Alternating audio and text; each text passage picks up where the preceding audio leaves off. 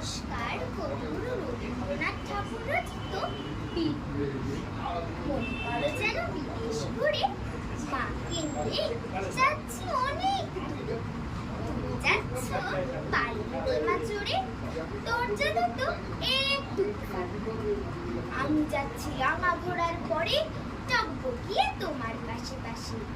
রাস্তা থেকে ঘোড়ার ঘুরে ঘুরে রাঙা ধুলোয় মেঘ উঠে আসে। সন্ধে হলো, সূর্যি নামে পাঠে, এলেন যেন জোড়া দেখের মাঠে। ধু ধু করে যেদিকে পানি চাই, কোনোখানি জনমানব নাই। তুমি যেন আপনি তাই।